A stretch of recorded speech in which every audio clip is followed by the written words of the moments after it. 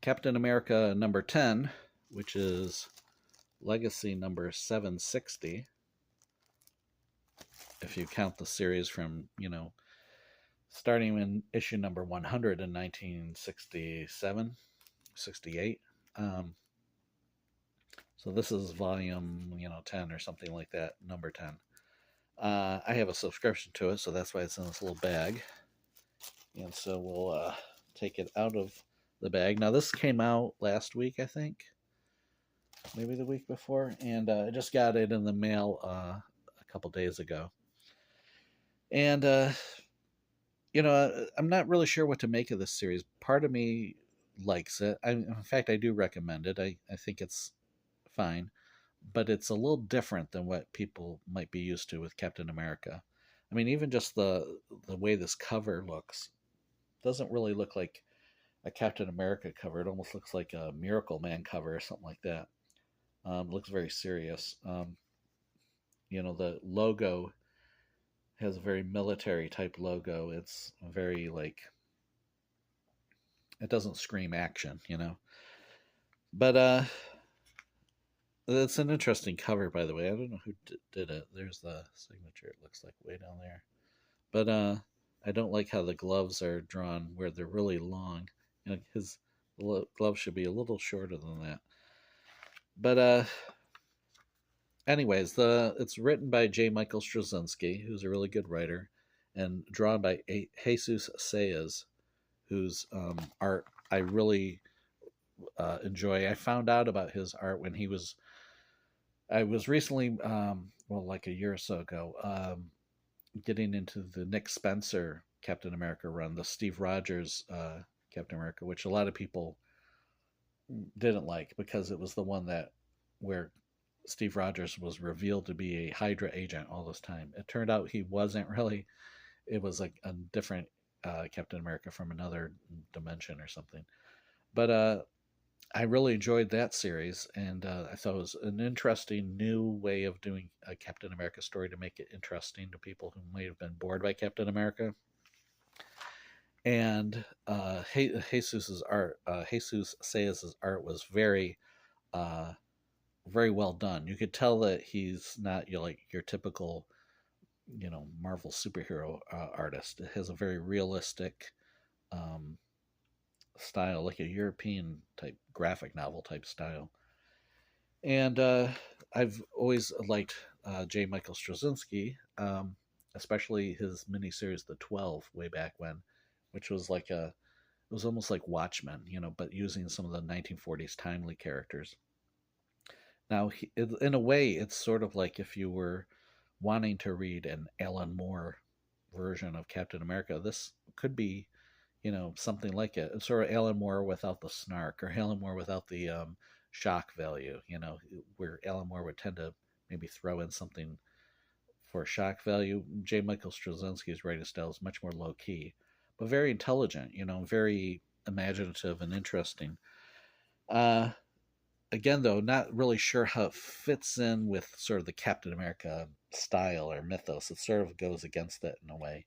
Now, when he started out this run, J. Michael Straczynski sort of was doing much more of what you would think of as Captain America. He was having flashbacks to the 1940s, and so you saw his when Steve Rogers was a teenager, and there was sort of a political maybe undertone where he was trying to help people. He became a landlord of his old the building that he used to live in as a kid, and um, that sort of resonated more with me. Now since then, the subsequent arc, he got more into like a magic type thing. You had Doctor Strange guesting. It was into a demon, a demon fighting Captain America. It was much more a supernatural flavor, and it didn't seem to really go with Captain America, I thought. But this story, I'm liking this story more than the previous arc. And here they go to England, and uh, him and this guy that he rescued, he's trying to get these mutants, these change agents, from get them all together to safeguard them and bring them back to I forget what the place is called, Let's see if I can find it here. Uh, oh, geez, the Cabaret or whatever it's called is the Front Door Cabaret. It's sort of this place in New York where all these weirdos, freaks, free thinkers, or whatever artists who are also like mutants and stuff, sort of hang out and be all cool.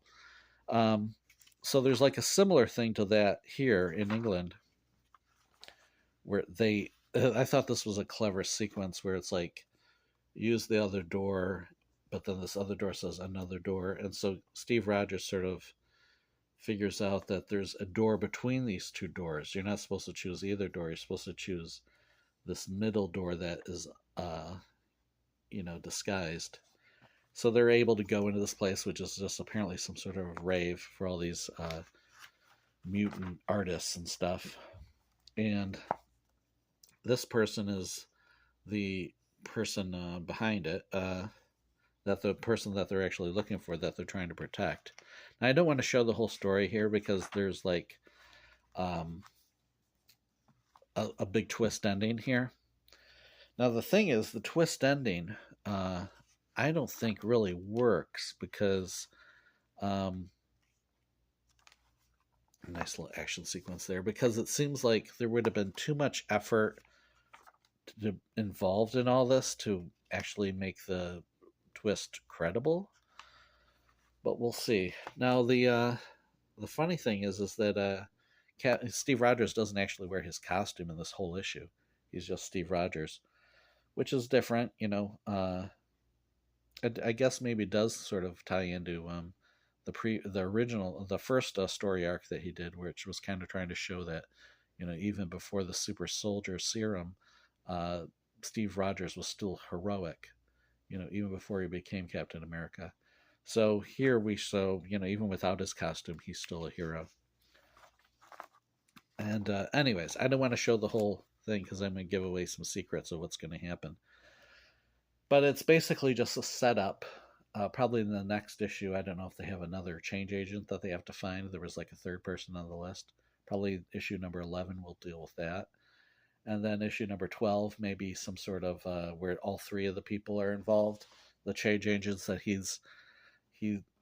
has, and then they're going to go back, I guess, to the Front Door Cabaret, and then I assume they're going to have some big showdown with the villain that's trying to stop these characters. Anyways, I would have to read all the fine print. Unfortunately, Jesus Sayas isn't drawing all of it. I think Carlos Magno is like the second artist that they have, probably simply because it takes so long, which is understandable, to do artwork like this, which is, penciling and inking it. So I think Carlos Magno does some of the other issues. So we'll see if Sayas is able to do the whole storyline here. It's sort of nice when you're able to get the same artist doing a complete storyline, and then not have a change artist in the middle of the next chapter is drawn by something totally different. But anyways, I am enjoying this series. I'm glad that Sayas is still doing the artwork on it. I appreciate J. Michael Straczynski. I don't think he's getting enough acclaim for this Captain America run. I think a lot of people aren't even noticing it, which is too bad, because he's a really good writer, and Marvel may not have as many big names as they used to, and J. Michael Straczynski is one of them. And I think this is the only Marvel comic he's writing. So he's also writing an independent comic called You and I know, and I don't know if there's any others that he's currently doing. But anyways, so yeah, this is a bit of a sleeper hit, though, or not even a hit really, but it's sort of a like I said, one that people might not really notice, but I think it's it's worth your time. It's very low key though, so that's maybe one of the contributing factors.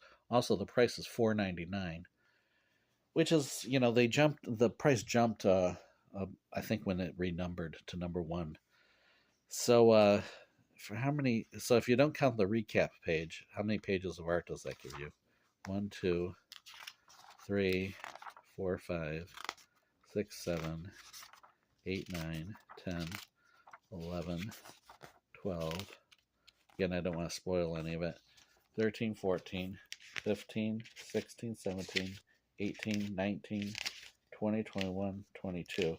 It's only 22 pages of art, which is the same amount that you got in Redcoat number 3, which I also reviewed recently.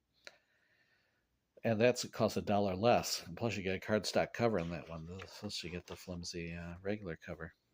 So, but I think it's it's for me it's worth the money. I'm glad. And plus, you don't really have to buy any other series for this. Right now, there's no tie-ins to anybody else. You can just read this on its own, and it's quality product. So it's thumbs up for me. I'm enjoying it.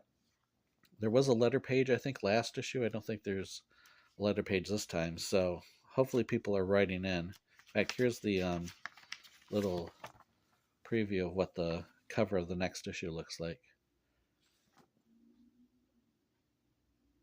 So there we go. Anyways, that's it for me. I enjoyed the issue and look forward to the next one. Thanks for watching.